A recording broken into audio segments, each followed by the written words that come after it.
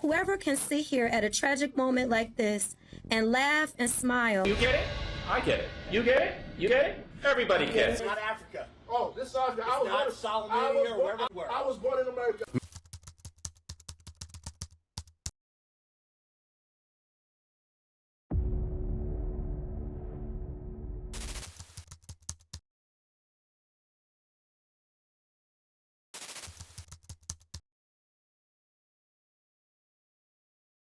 First case, buckle up your seatbelts, because what I'm going to share is a story that strays far from humanity. Amanda Kosal, a Karen who was guilty of the death of Jerome Zerker, 31, and inflicting severe injuries on his fiancée, Brittany Johnson. She received a prison sentence ranging from 3 to 15 years. Amanda collided with the couple right after Zerker picked up his fiancée from her 12-hour shift as a care worker. Typically, their 5 children would have been with them, but fortunately, they were staying with their grandmother at that time. Otherwise, the children would have been involved in the accident too. It's heartbreaking to think about the loss the family endured. Donna Kosal, Amanda's mother, and her boyfriend were asked to leave the courtroom while the victim's sister read a statement from his 5 children. Amanda, look what you did to my life. You ruined everything I had, like my dad's life.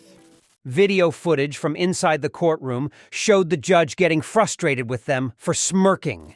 You can go too. Whoever can sit here at a tragic moment like this and laugh and smile. It's hard to imagine. One side of the victim's family was grieving, but instead of feeling remorse for her daughter's actions, Donna seemed to find it amusing. Donna's lawyer said she had a history of panic attacks and was on medication. She's had a history of panic attacks now.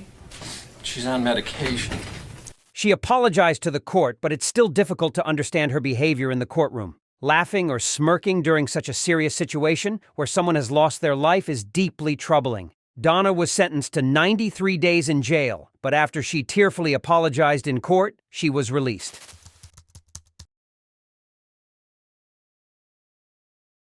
Second case. Another example of crossing ethical boundaries comes from Deborah Hunter in Florida.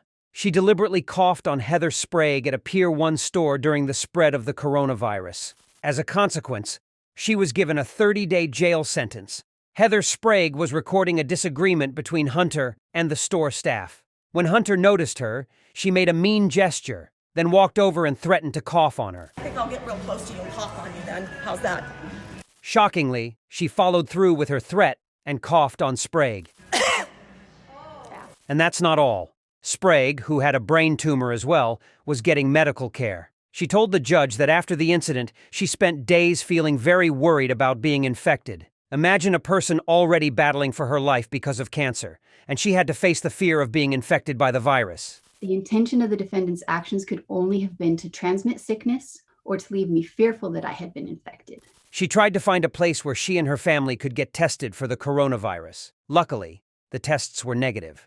Hunter's husband also claimed that they had gone through many difficult things before what happened, like losing all their belongings in a house fire. Deborah Hunter paid a $500 fine and was placed on 6 months of probation. Additionally, she participated in a mental health evaluation and anger management sessions. Judge James Ruth from Duval County Court claimed that Hunter's testimony was more about how her actions affected her own family rather than acknowledging the harm she may have caused the victim.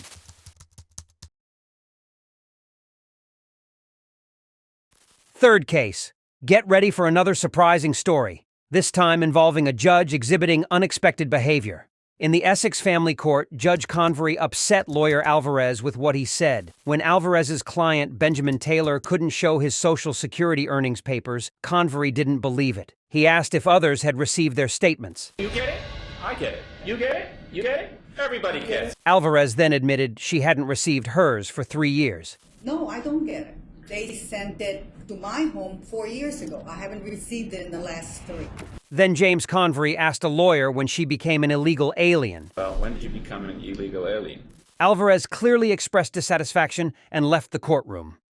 Convery said sorry when she came back about 10 minutes later.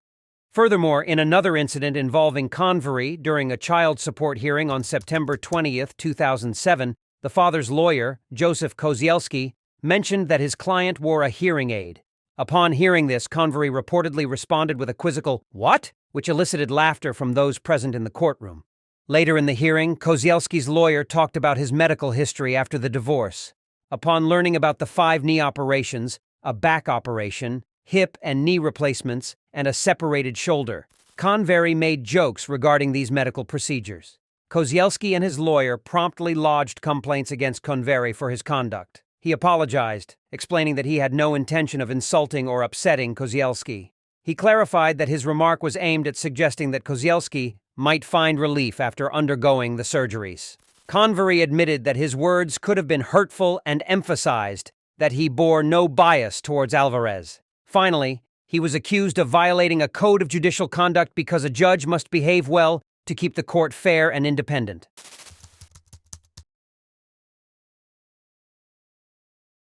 Finally, get ready for a surprising story about a Karen named Edward Cagney Matthews that will leave you stunned. He was sent to prison for 8 years because he mistreated his black neighbor.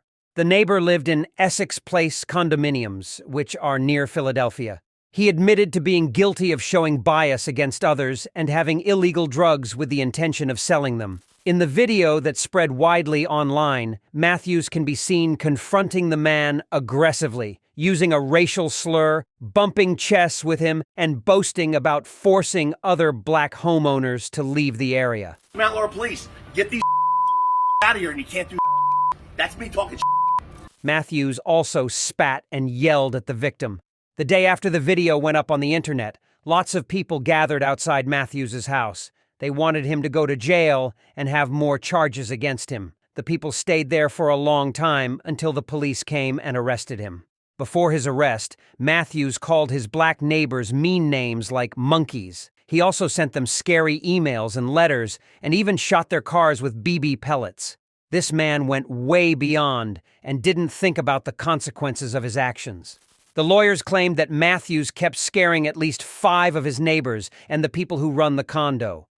Moreover, when they searched his house, they found a lot of mushrooms called psilocybin. In court, Matthews tearfully apologized for his insensitive and disrespectful words, seeking leniency in his sentencing. Matthews also lamented that his racist outbursts led to the dissolution of his marriage and the loss of all his possessions as his wife divorced him and sold their home. But did he show leniency towards the victims? Well, we all knew the answer to that. Thank you for watching the entire video. Don't forget to subscribe to the channel for future updates. See you next time.